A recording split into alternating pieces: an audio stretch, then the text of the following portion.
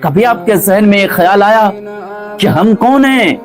اللہ نے ہمیں کیوں پیدا کیا ہے؟ یہ سنجیدہ سوال ہے۔ ہمیں کیوں بنایا ہے؟ ہمارا آنے کا یہاں مقصد کیا ہے؟ یہ سورج کو بھی پتا ہے، اللہ کی تمام مخلوق کو پتا ہے کہ وہ کس وجہ سے ہے۔ پھولوں کو پتا ہے کہ اللہ تعالیٰ نے اسے خوشبو کے لیے پیدا کیا ہے۔ سورج کو پتا ہے کہ اللہ تعالیٰ نے ہمیں روشنی کے لیے پیدا کیا ہے۔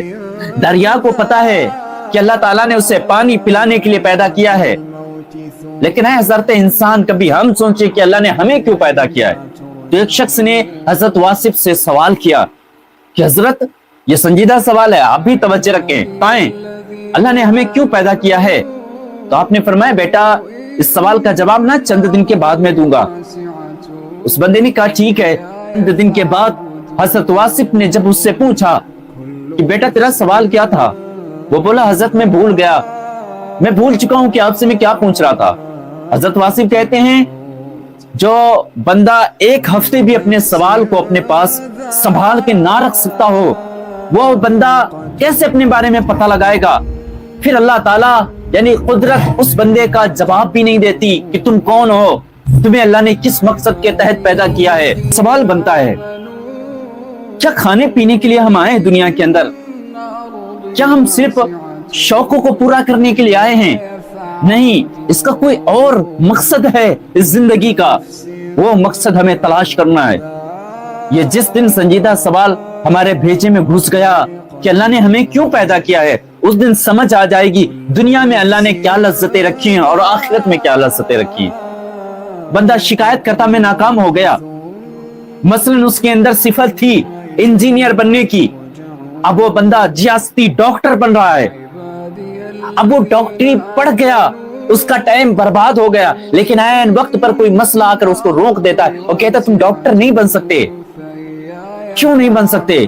وجہ یہ ہے کہ اللہ نے تمہیں ڈاکٹر کے لیے پیدا نہیں کیا تھا، تمہیں تو کسی اور صلاحیت کے ساتھ پیدا کیا تھا، تم نے تو وہ صلاحیت دیکھی نہیں، تمہیں انجینئر بننے کے لیے اللہ نے بھیجا۔ یہ مثلا میں سمجھانے کے لیے یہ عرض کر رہا ہوں، اللہ تعالیٰ نے آپ کو انجینئر بننے کے لیے پیدا کیا، یا آپ انجینئر بن رہے تھے، آپ نے 20 سال 25 سال محنت کی، مشقت کی، ذلت سہی، رسوائی سہی، جب اس لیول پر پہنچنے جا رہے تھے کہ ایک دم آپ کا پتہ کٹ کر دیا گیا، آپ مایوس ہو گئے، آپ لوٹ آئے، آپ شکایتوں کے انبار لگانے لگے کہ ہم اپنے کام سے ناکام ہو گئے۔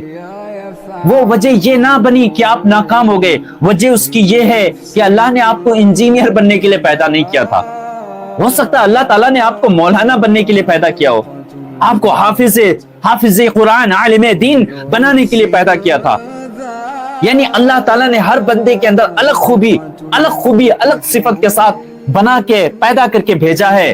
ہم اپنی صفت کو اپنی خوبی کو پتا کریں کہ جس طرح پھول خوشبو دیتا ہے جس سے دوسرے کام نہیں ہو سکتے، جس طرح یہ سورج روشنی دیتا ہے دوسرا کام نہیں ہو سکتا، جس طرح یہ دریا پانی پلاتا ہے، اسی طرح ہم اپنے اندر کھوجیں کہ اللہ نے ہمیں کس صفت کے تحت پیدا کیا ہے، ہمارا کام کیا ہے، کیا ہم ڈاکٹر بننے کے لائق ہیں یا انجینئر بننے کے لائق ہیں یا مولانا بننے کے لائق ہیں یا حافظ بننے کے لائق ہیں یا مفتی بننے کے لائق ہیں، اللہ نے ہمیں کس لیول پر پیدا کیا ہے۔ آپ امرود کا ایک درخت گھر کے اندر لگائیں اور روز وہاں پر دعائیں کریں اللہ تعالیٰ اس میں انگور دے دے، اللہ تعالیٰ اس میں انگور دے دے، آم دے دے، یہ ممکن ہے؟ نہیں ہو سکتا۔ وجہ یہ ہے کہ اللہ تعالیٰ نے اسے امرود کا درخت بنایا، اس میں آم نہیں آ سکتے، اس میں لیچی نہیں آ سکتی، اس میں دیگر پھل نہیں آ سکتے، اللہ نے اسے امرود بنایا۔ اسی طرح ہم اپنی زندگی کو سمجھیں، اللہ نے آپ کو راج کرنے کے لیے بھیجا ہے، آپ کو جو ہے سڑکوں پر آواروں کی طرح چوکوں پر چوراہوں پر گھومنے کے لیے نہیں بھیجا۔ آپ پتا کریں آپ کو اللہ نے کیا خوبی دی ہے۔ اب یہ پتا کیسے ہوگا؟ سب سے مین تو مسئلہ یہی بیٹھتا ہے کہ یہ کیسے پیدا ہوگا، ہمیں کیسے پتا چلے گا اللہ نے ہمیں کس وجہ سے پیدا کیا۔ بچہ چھوٹا سا اسکول جاتا ہے، اسکول میں پڑھتا ہے، ابھی چھوٹی ننھی سی عمر ہے اس کی، لوگ کہتے ہیں کہ تم بیٹا پڑھ لکھ کر کے بڑے آدمی بنو گے، بچہ کہتا کیا بڑے بنیں گے، کوئی کہتا ڈاکٹر بنیں گے، کوئی کہتا انجینئر بنیں گے، کوئی کہتا مولانا بنائیں گے، کوئی کہتا حافظ بنائیں گے، سب کے الگ الگ وچار ہیں۔ اچھا بچے کو کیا پتا کسے انجینئر کسے کہتے ہیں، ڈاکٹر کسے کہتے ہیں، مولانا کسے کہتے ہیں، حافظ کسے کہتے ہیں؟ اسے دیکھو، اسے تعلیم دو، اسے پڑھاؤ اور پھر دیکھو اس کے اندر کیا صلاحیت ہے، یہ کس راستے پر چلنا چاہتا ہے۔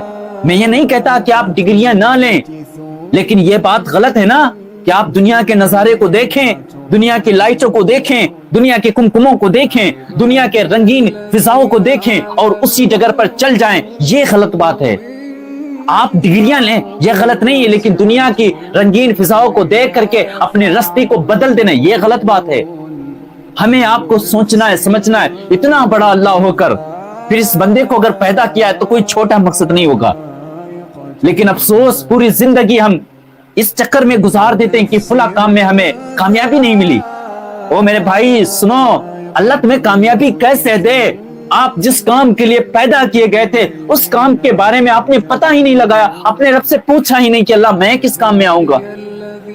آپ کو کامیابی یاد رکھنا اس وقت تک نہیں مل سکتی جب تک کہ آپ اپنے رب سے مشورہ نہ کر لیں کہ اللہ تعالیٰ نے تجھے کیوں پیدا کیا ہے، کس مقصد کے تحت پیدا کیا ہے۔ آپ جس دن یہ پتہ لگا لو گے اس دن آپ دنیا کے کامیاب ترین انسانوں میں شمار کیے جاؤ گے۔ آپ پتہ لگائیں، چھوٹے بچے کو کہا جاتا ہے ڈاکٹر بننا، انجینئر بننا، اسے کچھ نہیں پتا، بڑا ہوا پینٹ پہننا، شرٹ پہننا، کرتا صدری، کوٹ، شیروانی کیا پہننا اسے کچھ نہیں پتا۔ آپ کو دیکھ دیکھ کر کے وہ نقل کر کے بڑا ہو گیا، سیانہ ہو گیا، جوان ہو گیا۔ اب اس کی خود کی سوچ کبھی نہیں آنے والی کیونکہ وہ بچپن سے ہی نقل کر کے آ رہا ہے۔ اب اس کی سوچ زمانے کو دیکھ کر کے بدلے گی نہیں، بلکہ جس دھار پہ زمانہ چل رہا ہوگا وہ بھی چل پڑے گا، جو زمانہ کر رہا ہوگا وہ بھی کرنے لگے گا، کیونکہ اس کو یہ نہیں سکھایا گیا کہ اللہ سے مشورہ بھی کرنا ہوتا ہے۔